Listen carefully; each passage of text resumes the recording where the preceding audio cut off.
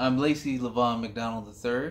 I hail from the Bell side here in Denver, Montbello. I was born originally in Heidelberg, Germany. My dad was in the army. He was an infantryman. But unfortunately, my father's absence in my childhood definitely shaped the future of it. I think, like a lot of young men at the time, at the end of high school, and you're going off to try to be a man, I thought I was on a right career path as far as getting a full ride scholarship to Washington State University. And then 9/11 happened. And as it changed everything. I felt that I was wasting my time in college, and I decided to join the Army. And as I was, picking out my MOS and whatnot, I didn't want to just be a killer. I did want to understand war. I wanted to contribute something to it as well.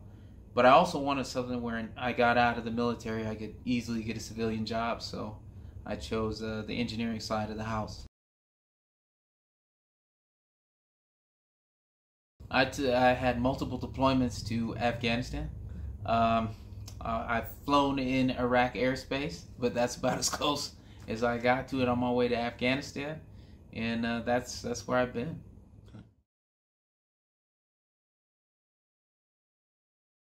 I've been out now for, I want to say, 4 years now. It's been, yeah, five years, yeah.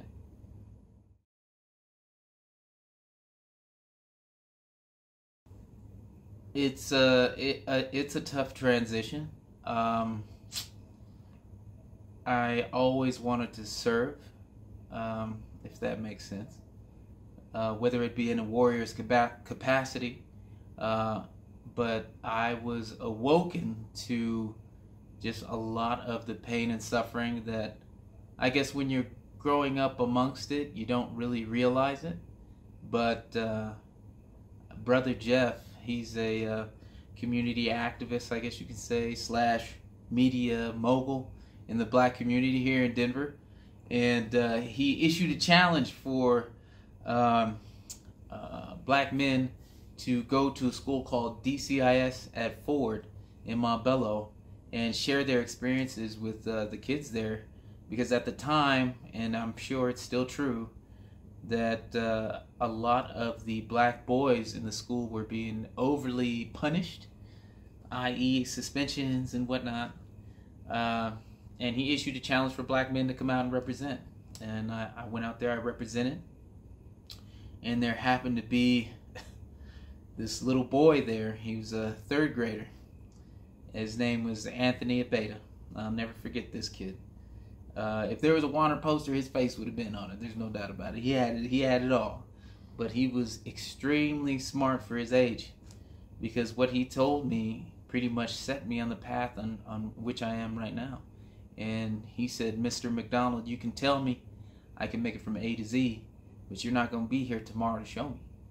And it hit me like a 50 cal round. It tore me up. So I told him that I'd be there next Friday. And then next Friday turned into every other day. And then it turned into us building a garden over there at the school and taking some of those students and showing them other things that Colorado has to offer. So like I take a lot of the children camping and stuff, and then it materialized into Project Exodus, which is a social emotional development of students. My classroom is the woods. My classroom is the woods. It helps me peel away a lot of those onion layers to get to the kids that I work with, because they are suffering.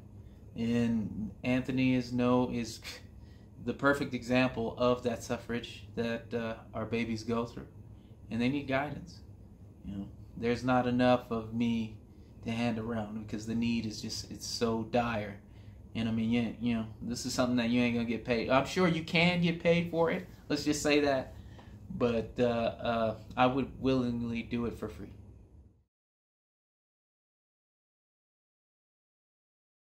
Yes, it is a nonprofit. We do not have a 501c3 with the state of Colorado yet, but I'm working on that.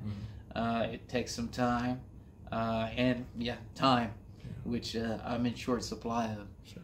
But I am building that organization. I work with Stephen Hunter, and then my wife, of course, Amanda McDonald, and I got Keisha. I have tons of people that are down to help me out and build this organization. Like Lieutenant Colonel Johns, he's retired now.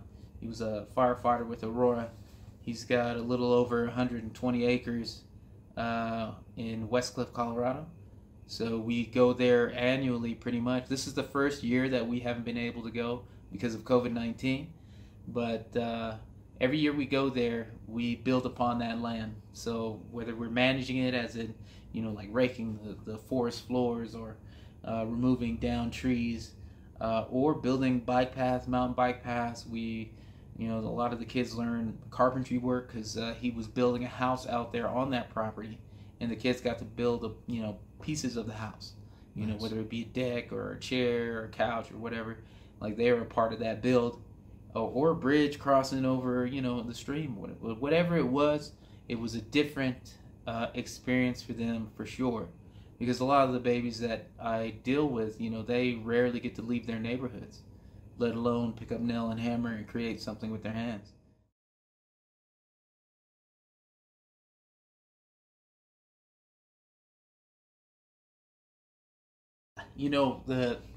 I feel like the racial tension that we're feeling now has always been there. It's just that there has been an enabler of it. So instead of it being this covert thing, it's overt now. And especially with the leadership that we have in our country right now, our president, and he is our president, but his leadership style is one that creates division. And I've been looking at 2020 as a double-edged sword, as I do with most challenges I come across. Because even though we are dealing with a lot of bigotry, racism, and just like there's just been more apathy than empathy, I think it gives us an opportunity to address it. And for those of us that have always wondered what we would do, during those civil rights movements, right? Because a lot of us weren't even in existence when that happened, or at least we may have been 5 years a little too late to experience anything of that nature, right? And now it's our opportunity, and that's how I look at 2020. I look at it not as some dark year. I look at it as an opportunity to show my worth as a man, as a soldier, as a husband and a father, and this is where you test your grit, and I feel like this is the only way that we can show our children that they can change the world is if we embody what we want to see.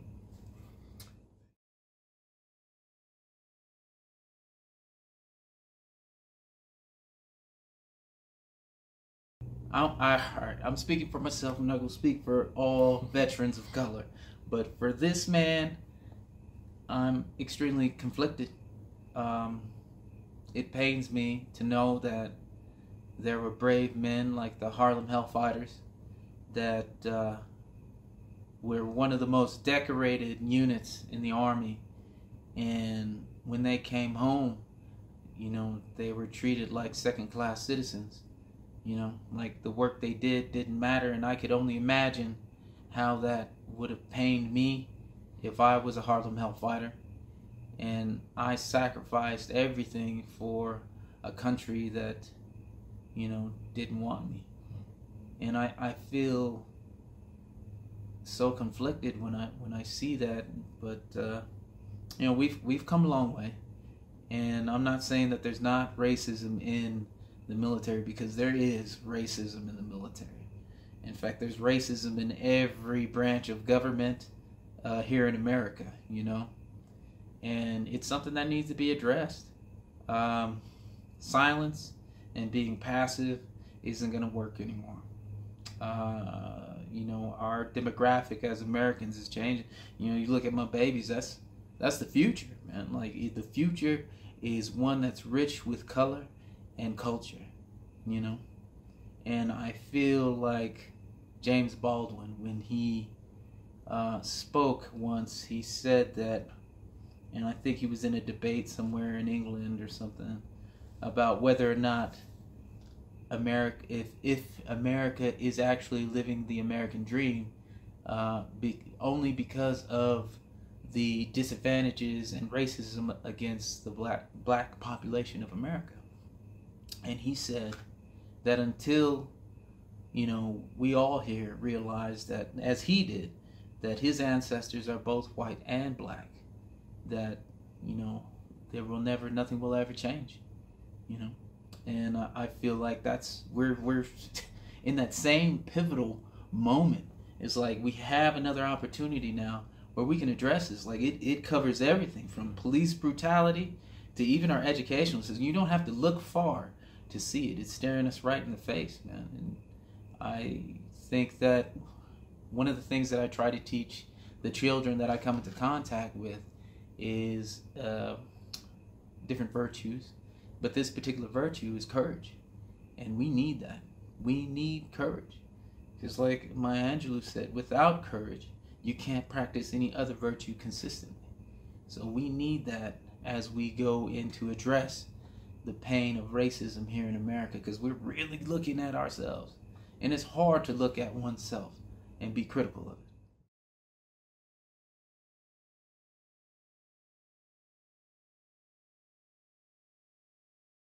I think the Second Amendment right is extremely important.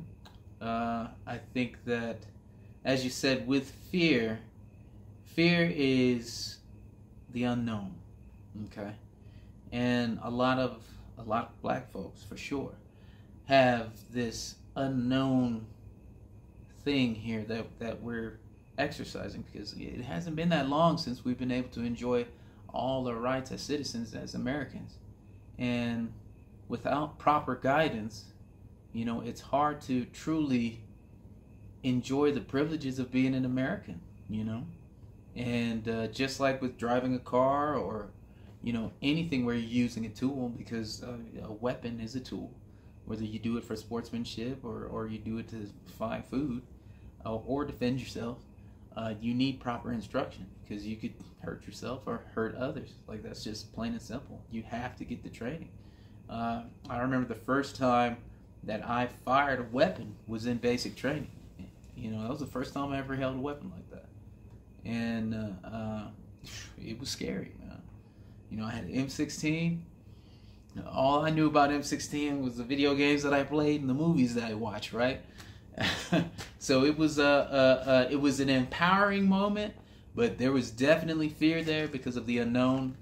But after becoming more proficient with that tool, you know, the fear goes away. And I feel that same way will apply with the black community if they're, you know, getting the training, the proper training, to handle such a tool. So I say, I'm down for that. Yeah, Second Amendment, I'm down, baby.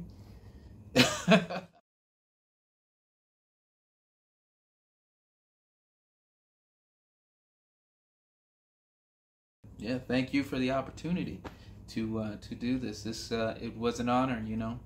I think what you guys are doing is not only shedding knowledge on, you know, their Second Amendment rights, or even how to use the weapons properly, but just the empowering of a community that has been, you know, struggling here in America.